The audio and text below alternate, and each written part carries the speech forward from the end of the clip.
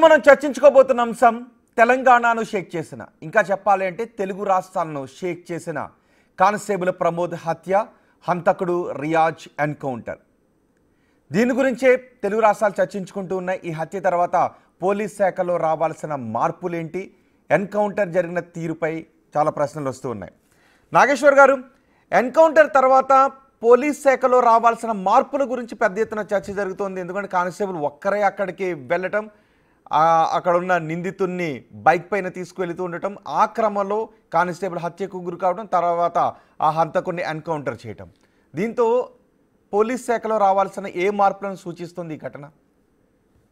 అంటే డెఫినెట్గా ఒక క్రిమినల్ పట్టుకోవడానికి వెళ్ళినప్పుడు పోలీస్ ప్రిపేర్డ్గా ఉండాలనేది క్లియర్గా అర్థమవుతుంది. ఇప్పుడు మీరు చెప్పిన దాంట్లో కూడా వాళ్ళు ఆయుధాలు లేకుండా వెళ్ళారు పోలీసులు, అంటే చాలా అండర్ ఎస్టిమేట్ చేశారు క్రిమినల్ను అనేది క్లియర్గా అర్థమవుతుంది. తర్వాత ఈవెన్ అతన్ని అప్రిహెండ్ చేశాక, అరెస్ట్ చేశాక చెక్ కూడా చేసినట్టు ఉండరు. మీడియాలో వస్తున్న కథనాల ప్రకారం అతను అటాక్ చేయగలిగాడు అంటే అతన్ని ప్రాపర్గా చెక్ కూడా చేశారా అనేది. అంటే అక్కడ ఎక్కడో ఒక చోట కాస్త నెగ్లిజెన్స్ అనేది పెద్ద పదమే కావచ్చు, కానీ అప్రమత్తత లోపించింది అనేది క్లియర్గా అర్థమవుతుంది. తర్వాత దాన్ని కప్పిపుచ్చుకోవడానికి మరి జరిగే చర్యలు ఏంటి అనే చర్చ రావచ్చు.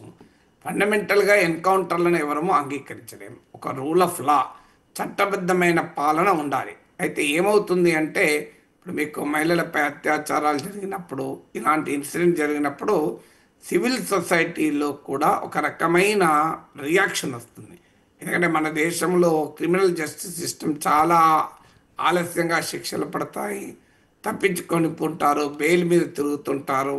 ఇవన్నీ చూసినప్పుడు ఇన్స్టాంట్ జస్టిస్, తక్షణ న్యాయం కావాలి అన్న భావన ప్రజల్లోనూ సమాజంలోనూ పెరుగుతుంది. ఆ తక్షణ న్యాయాన్ని ఇచ్చి సాటిస్ఫై చేసే పని వ్యవస్థలు చేస్తూ ఉంటాయి. కానీ పరిష్కారం ఎప్పుడు ఇన్స్టాంట్ జస్టిస్ కాదు, స్పీడీ జస్టిస్ జరగాలి. స్పీడీ జస్టిస్ జరిగినప్పుడు సమాజంలో ఇన్స్టాంట్ జస్టిస్ కోసం డిమాండ్ రావడం సహజం. స్పీడీ జస్టిస్ ఇవ్వలేని వ్యవస్థ, స్పీడీ జస్టిస్ను అందించడంలో విఫలమైన వ్యవస్థలు ఏం చేస్తాయంటే తమ లోపాన్ని కప్పిపుచ్చుకోవటానికి ఇన్స్టాంట్ జస్టిస్ సొల్యూషన్గా చూపుతాయి. కానీ ఇన్స్టాంట్ జస్టిస్ సొల్యూషన్ కాదు. ఎందుకంటే ఎప్పుడు కూడా క్రైమ్స్ను కంట్రోల్ చేయాలి అంటే సిస్టమిక్ ఎఫర్ట్స్ ఉండాలి తప్ప ఈచ్ ఎపిసోడల్ ఎఫర్ట్ ఉండకూడదు. క్రైమ్ కానీ క్రిమినల్ కానీ, మరి ఓ క్రిమినల్ ఎందుకు అంత ఫ్రీగా తిరగలుగుతున్నాడు, క్రిమినల్ ఉండేటువంటి వివిధ వ్యవస్థలతో ఉండే నెక్సెస్ ఏంటి అనేది డైమెన్షన్. కానీ ఇప్పుడు కూడా ఎన్కౌంటర్ ప్రజల్లో ఉండే తక్షణమైన భావావేశాలకు సాటిస్ఫై చేయవచ్చేమో, కానీ అది ఎప్పుడు న్యాయమైంది కాదు. ఎందుకు న్యాయమైంది కాదంటే, ఒక్కసారి కనుక మన ఎన్కౌంటర్లకే అవకాశం ఇస్తే దెర్ ఇస్ ఎవ్రీ పాసిబిలిటీ. మన చట్టం ఏం చెప్తుందంటే 100 మంది నేరస్తులు తప్పించుకున్నా పర్వాలేదు, కానీ ఒక్క నిజాయితీ పరుడు శిక్ష పడకూడదని. రేపు నిజాయితీ పరుడు కూడా శిక్ష పడే ప్రమాదం కూడా ఉంటుంది. అందువల్ల డ్యూ ప్రాసెస్ ఆఫ్ లా అనేది ఉల్లంఘించే అధికారం లా ఎన్ఫోర్స్మెంట్ ఏజెన్సీస్ కూడా ఉండదు. అందుకే మీకు అజ్మల్ కసబ్ లాంటి దుర్మార్గునికి మన కళ్ళ ముందు దుర్మార్గం కనబడ్డా కూడా డ్యూ ప్రాసెస్ ఆఫ్ లాలో ఉరి తీశారే తప్ప ఎన్కౌంటర్లు చేయలేదు.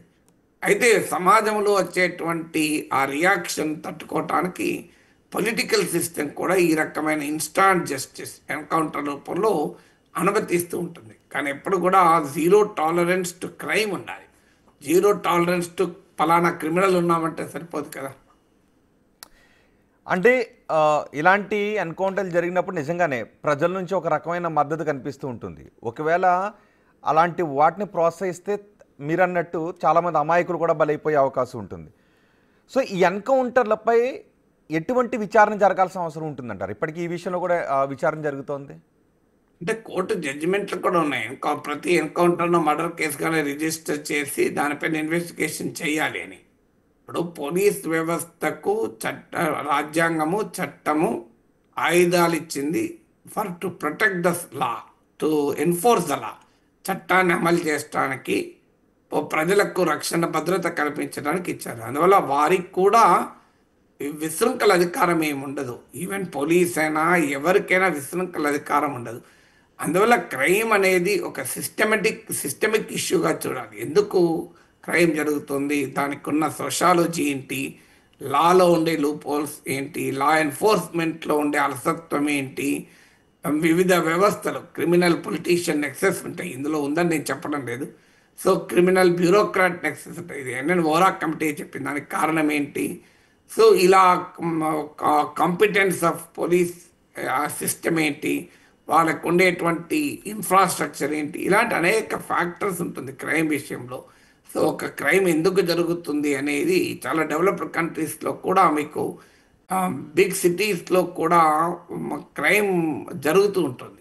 సో క్రైమ్ను నియంత్రించడం అనేది ఎలా అనేది ఒక సిస్టమిక్ దృక్పథం ఉండాలి తప్ప మీకు ఇలా ఒకే ఇష్యూ వచ్చింది మేము ఎన్కౌంటర్ చేస్తాం నెక్స్ట్ ఏంటి వాట్. సో మీరు ఇప్పుడు అత్యాచారాల విషయంలో జరుగుతాయి, మీకు ఉరి తీసినాక ఎన్కౌంటర్లు జరిగాక కూడా అత్యాచారాలు ఆగడం లేదు కదా.